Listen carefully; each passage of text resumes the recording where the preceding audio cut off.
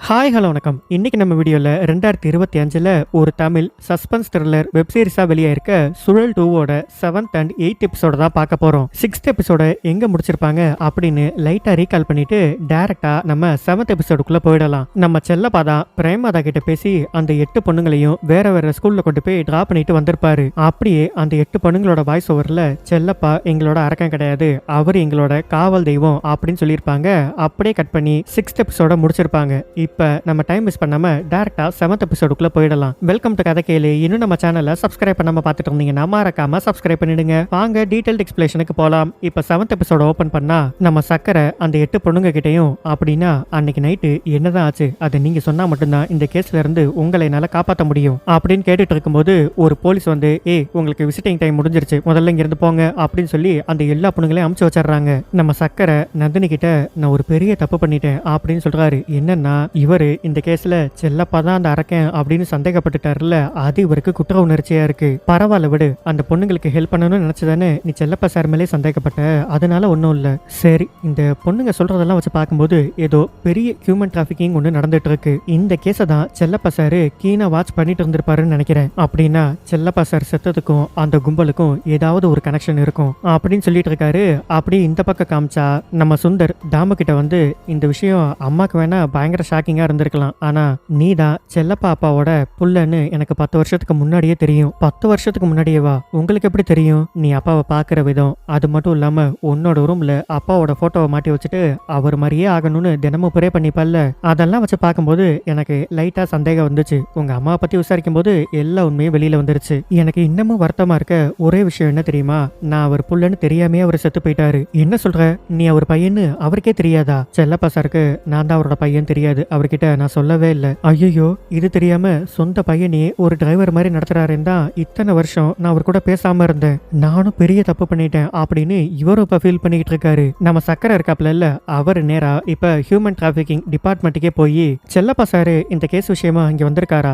அவரு அடிக்கடி வந்துட்டு போவாரு. அப்படியா? கடைசி எப்ப வந்தாரு? ஒரு 2 மாசத்துக்கு முன்னாடி வந்தாரு. இந்த கேஸ்ல அவரு ரொம்பவே இன்வால்வா இருந்தாரு. ஆனா கடைசி வரைக்கும் அவரால் இதெல்லாம் யார் பண்றாங்க அப்படின்னு கண்டுபிடிக்கவே முடியல. நான் கூட அன்னைக்கு ஒரு நாள் அவர்கிட்ட கேட்டேன், ஏன் சார் இந்த கேஸ்ல தான் உங்களுக்கு எந்த லீடும் கிடைக்க மாட்டேங்குது இல்ல, அப்புறம் ஏன் சார் இந்த கேஸை பிடிச்சி தொங்கிட்டு இருக்கீங்க?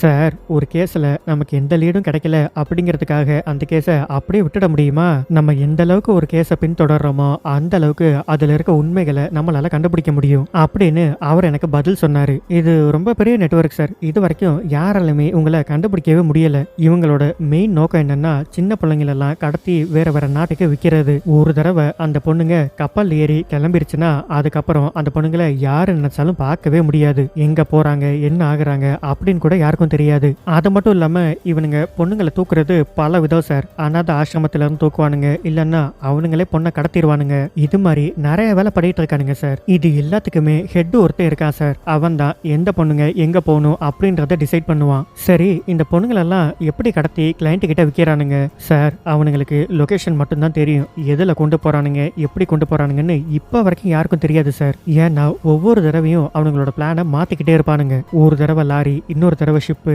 அப்படின்னு மோட் ஆஃப் டிரான்ஸ்போர்ட்டை கூட மாத்திடுவானுங்க. இது வரைக்கும் நீங்க அவங்கள பிடிக்க ட்ரை பண்ணவே இல்லையா? ஒரு தடவை கரெக்டா சிக்கினானுங்க சார், நாங்களும் பிடிக்கிறதுக்காக பக்கத்துல போயிட்டோம். ஆனா நாங்க வரதை தெரிஞ்சு அந்த சின்ன பொண்ணை காலில் கல்ல கட்டி கடலுக்குள்ள போட்டானுங்க சார். அப்புறம் எந்த எவிடன்ஸ் வச்சு சார் நாங்க அவனை பிடிக்கிறது? அதனால பிடிக்க முடியாம போயிடுச்சு சார். இதையெல்லாம் நீங்க மொத்தமா நிறுத்தணும்னு நினைச்சீங்கன்னா அந்த அரக்கனை கண்டுபிடிச்சு அவன் தலையை தனியா விட்டு எடுத்தாதான் சார் இதெல்லாம் நிறுத்த முடியும் அப்படின்னு சொன்ன உடனே நம்ம சக்கரையும் கிளம்பி இப்ப நேரா ஸ்டேஷனுக்கு வராரு. அந்த டனல்ல எரிஞ்சு போன லேப்டாப் ஒன்று இருந்துச்சுல்ல, அதுல இருந்து இப்ப எந்த டேட்டாவையும் ரெக்கவர் பண்ணவே முடியல. பக்கத்திலேயே கொஞ்சம் டாக்குமெண்ட்ஸ் வரை எரிஞ்சு கிடந்திருக்கு. அதுல ஒருத்தனோட போட்டோ மட்டும் உங்களுக்கு கிடைச்சிருக்கு. இந்த போட்டோல இருக்கவன் யாரு தெரியல சார், இன்னும் செக் பண்ணல. செக் பண்ணாம என்ன பண்றீங்க, முதல்ல போய் பண்ணுங்க அப்படின்னு சொன்ன உடனே அவரை போய் பண்றாரு. பார்த்தா அவனோட பேரு சிட்டு அப்படின்னு சொல்லி வந்திருக்கு.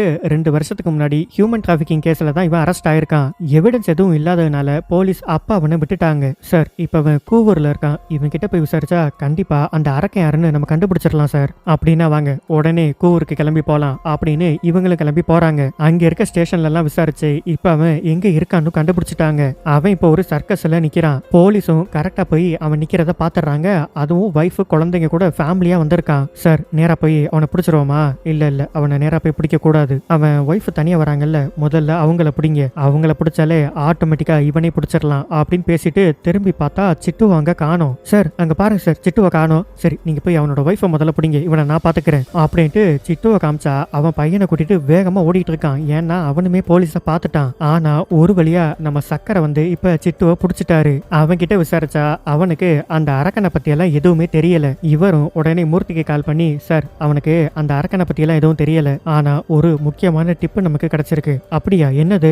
நாளைக்கு 2 பொண்ணுங்களை கப்பல்ல அவனுங்க வேற ஒரு நாட்டுக்கு கடத்துறானுங்க. நம்ம எப்படியாவது அந்த 2 பொண்ணுங்களையும் காப்பாத்தி ஆகணும். அது மட்டும் இல்லாம அந்த கடத்தினவங்களையும் பிடிக்கணும். அதை பிடிக்கணும்னா பெரிய டீம் வேணும்ல.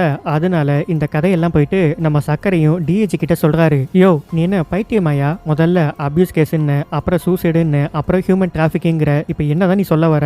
சார் நாளைக்கு 2 பொண்ணுங்களை அவனுங்க கப்பல் வழியா வேற நாட்டுக்கு கடத்துறானுங்க. அதனால கண்டிப்பா அவங்கள நம்ம தடுத்து நிறுத்தியே ஆகணும். இங்க பாரு, நாளைக்கு அஷ்டகாளி திருவிழாவோட கடைசி நாள். 5 லட்சம் பேர் திருவிழாக்கு வருவாங்க. அதுக்கே போலீஸ் ஃபோர்ஸ் பத்தாதுன்னு நான் பயங்கர டென்ஷன்ல இருக்கேன். நீ வேற டென்ஷனை கிளப்பாத. சார் ப்ளீஸ் சார், கொஞ்சம் ஃபோர்ஸ் மட்டும் என் கூட அனுப்பி வைங்க. அவங்கள பிடிச்சே ஆகணும். அதெல்லாம் உன் கூட எந்த ஃபோர்ஸையும் அனுப்ப முடியாது. திருவிழால போலீஸ் ஃபோர்ஸ் போடலைன்னா மேல் இடத்துல இருந்து என்னைய கிளிகளையும் கிளிப்பாங்க.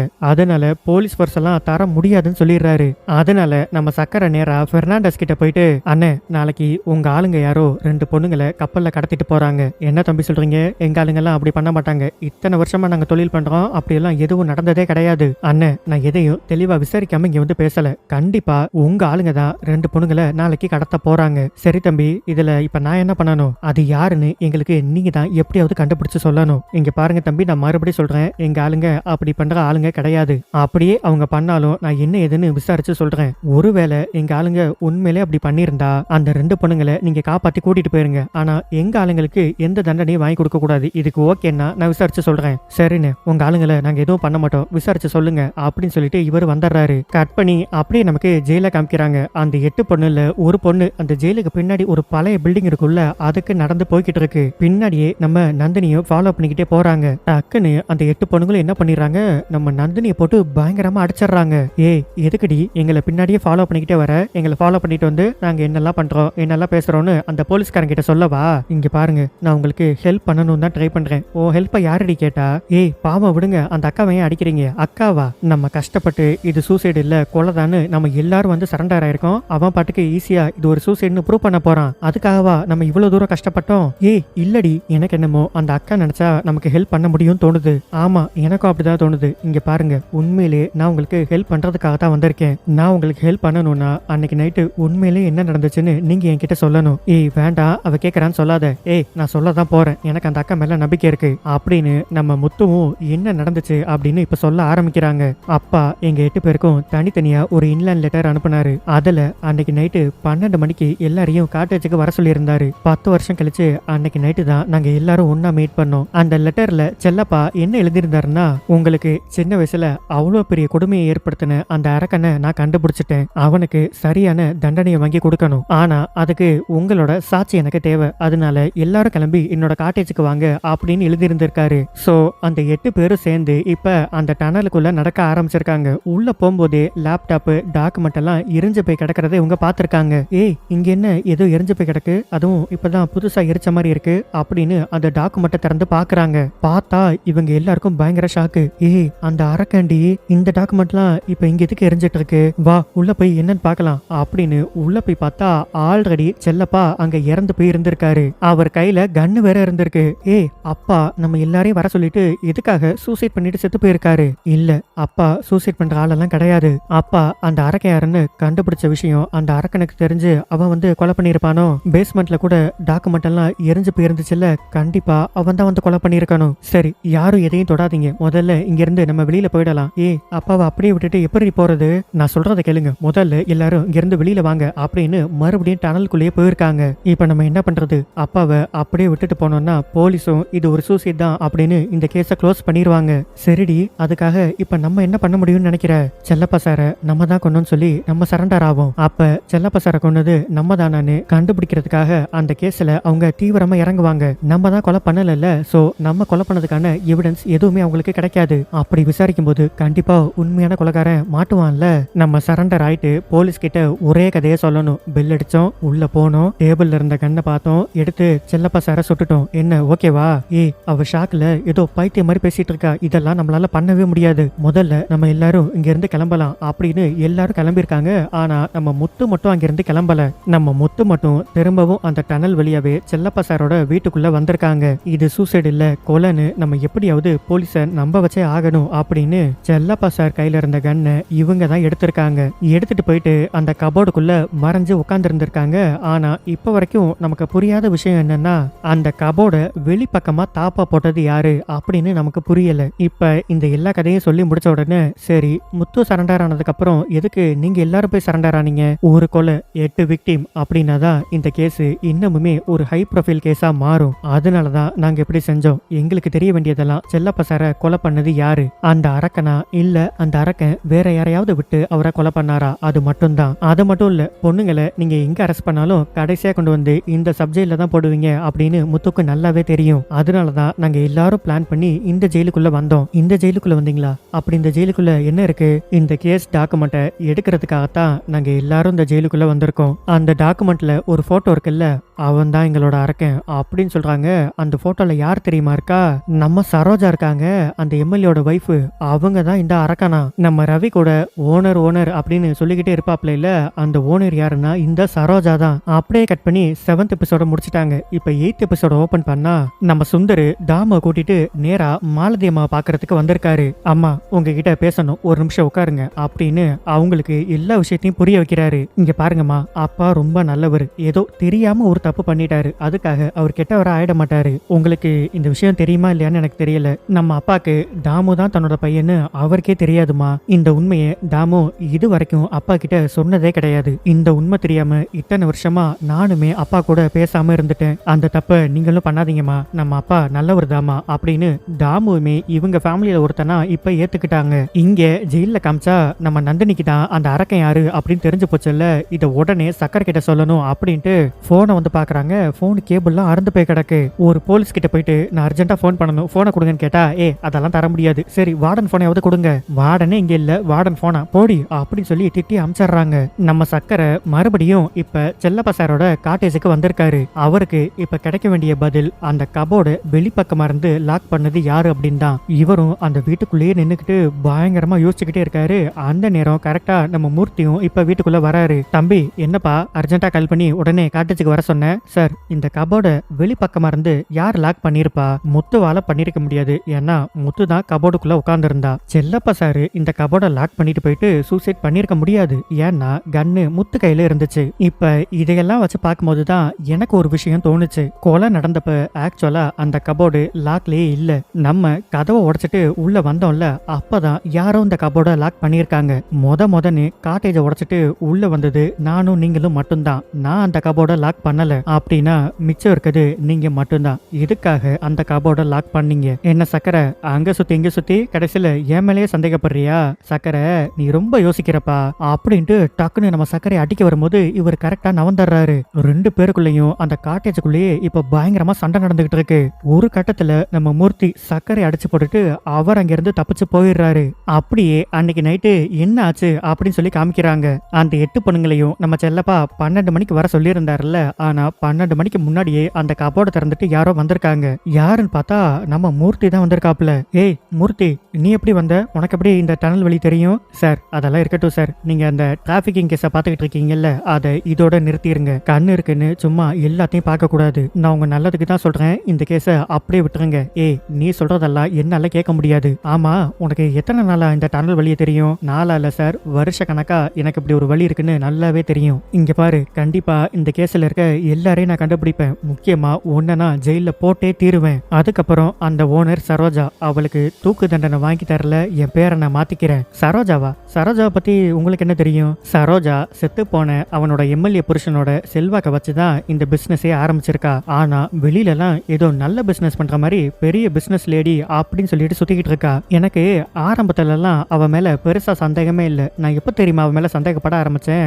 அது ஒன்னாலதான். என்னாலயா? நான் என்ன பண்ணேன்? பிரேமதா கேஸ விசாரிக்கிறப்ப உன் கேஸ பத்தியும் நான் நிறைய விசாரிச்சேன். அப்பதான் உன்னை பத்தின நிறைய உண்மைகள் எனக்கு தெரிய வந்துச்சு. உன்னோட பர்மிஷன் இல்லாம குழந்தைங்களை இங்கிருந்து கடத்தி இன்னொரு இடத்துக்கு கூட்டிட்டு போகவே முடியாதாமே. அது மட்டும் இல்லாம சரோஜாக்கும் உனக்கும் கள்ள தொடர்பு இருந்திருக்கு அப்படின்னு சொன்னா பிளாஷ்பேக்குள்ள ஒரு பிளாஷ்பேக் போகுது. நம்ம சரோஜா மூர்த்தி கிட்ட, இங்க பாருங்க, நாளைக்கு நான் ஜெயிலுக்கு போயிடுவேன், ஆனா நான் ஜெயிலுக்கு போயிட்டேங்கிறதுக்காக இந்த பிசினஸ் அப்படியே நின்னுடக்கூடாது, நீங்க தான் அதை பாத்துக்கணும் அப்படின்னு சொல்லியிருக்காங்க. நம்ம செல்லப்பாவுமே அப்புறம் தான் நான் சரோஜாவை கீனா வாட்ச் பண்ண ஆரம்பிச்சேன். அப்பதான் நான் தேடிட்டு இருக்கிறது ஒரு அரக்கனே இல்ல, அரக்கின்னு எனக்கு தெரிய வந்துச்சு. அப்படின்னா செல்லப்பா சார் எல்லாத்தையும் கண்டுபிடிச்சிட்டீங்க சார். நீங்க ஒரு நிமிஷம் ஏன் இடத்துல இருந்து யோசிச்சு பாருங்களேன். சரோஜா யாரு? எம்எல்ஏயோட வைஃப். ஆனா நான் சாதாரண ஒரு போலீஸ். அவங்களே என்னை திரும்பி பார்க்கும்போது நான் எப்படி சார் சும்மா இருக்க முடியும்? சரோஜா ஒரு பேரழகி சார். அவ எது சொன்னாலும் கண்டிப்பா நான் செய்வேன், இன்னும் செய்ய சொன்னாலும் செய்வேன். ஆமா, இவ்வளவு பேசுறீங்களே, இதுக்கெல்லாம் உங்ககிட்ட ஆதாரம் இருக்கா? ஆதாரம் இல்லாமையா இவ்வளவு தைரியமா உன்கிட்ட பேசுவேன்? அப்படின்னா இதுக்கு மேல டைம் வேஸ்ட் பண்ணக்கூடாது அப்படின்ட்டு டக்குன்னு கன் எடுத்து சுட்டு கொண்டுறாரு. அதுக்கப்புறம் தான் இதை ஒரு சூசைட் மாதிரி நம்ம மூர்த்தியை செட் பண்ணி வச்சிருக்காப்ல. முத தடவை இவரே சுட்டுட்டு ரெண்டாவது தடவை அந்த கன்னை செல்லப்பாவோட கையில வச்சு அவர் கையாலேயே அந்த ட்ரிகரை அமைக்க விட்டுருக்காரு. அதுக்கப்புறமா அந்த கன்ல இருந்த பிங்கர் பிரிண்ட் எல்லாம் இவர் தொடச்சிட்டாரு. இவர் முதல்ல ஒரு புல்லட்டால சுட்டாருல, அந்த புல்லட் எடுத்து இவரோட பாக்கெட்ல வச்சுக்கிட்டாரு. அதுக்கப்புறம் இவர் தான் அந்த லேப்டாப் டாக்குமெண்ட் எல்லாத்தையும் கொண்டு போய் அந்த டனல்ல போட்டு எரிச்சிருக்காரு. இங்க ஜெயில காமிச்சா நம்ம நந்தினி ஒரு போலீஸ ஃபாலோ பண்ணிக்கிட்டே போறாங்க. அவங்க உள்ள போயிட்டு ஒரு 4-5 லேடிஸ் கிட்ட கட்டை அருவா எல்லாத்தையும் கொடுத்து அந்த 8 பொண்ணுங்களையும் முடிச்சிரு அப்படின்னு சொல்றதை இவங்க கேட்டுறாங்க. இப்படி எல்லாம் அந்த போலீஸ் கிட்ட சொல்லி பண்ண சொன்னதே நம்ம சரோஜா தான். மேடம், நாளைக்கு வார்டன் லீவுனா நாளைக்கு பிளானை எக்ஸிக்யூட் பண்ணிடுங்க. ஏன்னா சின்ன வயசுலயே நான் தான் அதுங்களை கடத்தினேன் அப்படின்னு என் முகத்தை நல்லா பாத்துருச்சுங்க. அதனால இனிமே அதுங்களை உயிரோட விடக்கூடாது, கொன்னுடுங்க அப்படின்னு சொல்லி அமைச்சிருக்காங்க. இங்க காட்டேஜ்ல நம்ம சக்கரை ஒரு வழியா தள்ளாடி இப்ப வெளியில வந்து நிக்கிறாரு. கரெக்டா அந்த நேரம் பார்த்து பெர்னாண்டஸ் அங்க வராரு. தம்பி, பொண்ணுங்களை எந்த போட்ல கடத்த போறாங்க அப்படின்னு நாங்க கண்டுபிடிச்சிட்டோம்ப்பா. அப்படியா? எப்ப கிளம்பி போனாங்க? இப்பதான்ப்பா ஒரு 5 நிமிஷத்துக்கு முன்னாடி அந்த போட்டு கிளம்பி போச்சு. அப்படின்னா வாங்க உடனே கடலுக்கு போலாம் அப்படின்ட்டு இவங்க வண்டி எடுத்துட்டு வேகமா போறாங்க. நம்ம நந்தினி என்ன பண்றாங்க, அந்த 8 பேரையும் சேஃபா அந்த பழைய பில்டிங் ஒண்ணு இருக்குல்ல அதுக்குள்ள கூட்டிட்டு போறாங்க. அக்கா, என்ன காச்சு உங்களுக்கு? எதுக்காக இங்க எல்லாரும் இங்க கூட்டிட்டு வரீங்க? இங்க பாருங்க, அந்த சரோஜாக்கு நீங்க தான் அந்த 8 பிள்ளைங்கன்னு தெரிஞ்சு போச்சு. அதனால உங்களை கொல்றதுக்கு ஆரம்பிச்சிருக்காங்க. என்னக்கா சொல்றீங்க? ஆமா, நான் உண்மையதான் சொல்றேன். அதனால நீங்க எல்லாரும் சேஃபா இங்கே இருங்க. முடியாதுக்கா, அவ எங்களை மறுபடியும் கொல்றதுக்கு ஆரம்பிச்சிருக்கான்னா அவளுக்கு எவ்வளவு தைரியம் இருக்கணும்? நாங்கெல்லாம் உயிரோட இருக்கதே எங்களோட அரக்கிய கொல்றதுக்காகத்தான். அதுக்கு ஒரு சரியான சந்தர்ப்பம் கிடைச்சிருக்கு. அதை எப்படிக்கா விட சொல்றீங்க அப்படின்ட்டு நந்தினி உள்ள வச்சு லாக் பண்ணிட்டு இவங்க எல்லாரும் சரோஜாவை கொல்றதுக்கு இப்ப வெளியில வந்துகிட்டு இருக்காங்க. இங்க நம்ம சக்கரையுமே ஒரு போட் எடுத்துட்டு வேகமா இப்ப கடலுக்குள்ள போய்கிட்டு இருக்காரு. அந்த 2 பொண்ணுங்களை கடத்திட்டு ஒரு போட்ல போறானுங்கல்ல, அந்த போட்ல தான் நம்ம மூர்த்தியை உட்கார்ந்து இருக்காரு. ஜெயிலுக்குள்ள இப்ப பயங்கரமா கலவரம் நடந்துகிட்டு இருக்கு. இவங்க 8 பேரும் இப்ப சரோஜாவை பாத்துறாங்க. அடிக்கலான்னு போனா ஆனா இவங்களால சரோஜாவை நெருங்க கூட முடியல. அவங்க பயங்கரமா இந்த 8 பேரையும் அடைச்சு போட்டுக்கிட்டு இருக்காங்க. இப்ப அங்க ஒரு கூண்டு மாதிரி இருக்கு, அதுக்குள்ள வந்து கரெக்டா நம்ம சரோஜா சிக்கிட்டாங்க. 8 பேரும் ஒன்னா சேர்ந்து மாட்னடி அப்படின்னு அடிக்கும் போது சரோஜாவால ஒண்ணுமே பண்ண முடியல. இந்த பக்கம் அவனுங்க நம்ம சக்கரை பின்னாடியே ஃபாலோ பண்ணிட்டு வர்றத பாத்துறானுங்க. அங்க பாருப்பா, சக்கரை பின்னாடியே வரான். அப்படின்னா இப்ப என்ன பண்றது? அந்த 2 பொண்ணுங்க காலையும் கல்ல கட்டி கடலுக்குள்ள தூக்கி போட்டுருங்க அப்படின்ட்டு அதே மாதிரி அந்த 2 பொண்ணுங்களையும் கடலுக்குள்ள போட்டுறானுங்க. நம்ம சக்கரை எப்படியாவது அந்த 2 பொண்ணுங்களை காப்பாத்தே ஆகணும் அப்படின்ட்டு அவருமே இப்ப கடலுக்குள்ள குதிச்சிடுறாரு. இங்க நம்ம நந்தினி அந்த கதவை உடைச்சுக்கிட்டு ஒரு வழியா இப்ப அந்த கூண்டுக்குள்ளேயே வந்துட்டாங்க. அவங்க வந்து சரோஜாவை அடிக்க விடாம பண்ணி பத்திரமா கொண்டு போய் இப்ப வெளியில விட்டுட்டு இந்த 8 பேரையும் உள்ள வச்சு கதவை சாத்திடுறாங்க. நீங்க எல்லாம் என்ன பண்ணிக்கிட்டு இருக்கீங்க? உங்களுக்கு பைத்தியமா பிடிச்சிருக்கு? இவங்களை கொலை பண்ணீங்கன்னா வாழ்க்கை பூரா நீங்க ஜெயிலே இருக்க வேண்டியதுதான். இதுக்காகவா செல்லப்பா சாரும் நாகமாமாவும் ரொம்ப கஷ்டப்பட்டு உங்களை காப்பாத்தினாங்க? இப்ப மட்டும் நீங்க இந்த சரோஜாவை கொன்னீங்கன்னா அந்த குற்ற உணர்ச்சி வாழ்க்கை பூரா உங்களை துரத்துக்கிட்டே இருக்கும். என் சித்தப்பாவை கொன்ன நான் சொல்றேன், தயவு செஞ்சு என் பேச்ச கேளுங்க, இவங்களை கொலை பண்ணிடாதீங்க அப்படின்னு அந்த 8 பொண்ணுங்களுக்கும் எடுத்து சொன்ன உடனே அவங்களும் இப்ப புரிஞ்சுக்கிறாங்க. இப்ப இந்த ஹியூமன் டிராபிகிங்கோட லீடர் யாருன்னா நம்ம சரோஜா அப்படின்னு போலீஸ்க்கு தெரிஞ்சு போச்சு. அவங்கள வந்து அரெஸ்ட் பண்ணி கூட்டிட்டு போயிடுறாங்க. இங்க நம்ம சக்கரையுமே கடலுக்குள்ள விழுந்த அந்த 2 பொண்ணுங்களையும் காப்பாத்திட்டாரு. அப்படியே அங்க நம்ம மூர்த்தியையுமே அரெஸ்ட் பண்ணிடுறாங்க. ஒரு வழியா நம்ம நந்தினியோட கேஸ்ல இப்ப ஃபைனல் ஜட்ஜ்மெண்ட்டும் வந்துருச்சு. இவங்க ஒரு செல்ஃப் டிஃபென்ஸ்க்காக தான் தன்னோட சித்தப்பாவை கொலை பண்ணிருக்காங்க. அதனால இவங்க மேல எந்த தப்பும் இல்ல அப்படின்னு கோர்ட்டும் நந்தினிய இப்ப ரிலீஸ் பண்ணிடுறாங்க. ஆனா டியூட்டியில இருந்த சக்கரையோட கன்னை எடுத்துட்டு போய் சுட்டதுனால சக்கரைய இப்ப சஸ்பெண்ட் பண்ணிருக்காங்க. அப்படியே கட் பண்ணி இந்த மொத்த வெப் சீரிஸையும் முடிச்சிட்டாங்க. இந்த வீடியோ கண்டிப்பா உங்களுக்கு பிடிச்சிருக்கும்னு நினைக்கிறேன். இதே மாதிரி அடுத்த ஒரு இன்ட்ரெஸ்டிங்கான வீடியோல உங்களை சந்திக்கிறேன்.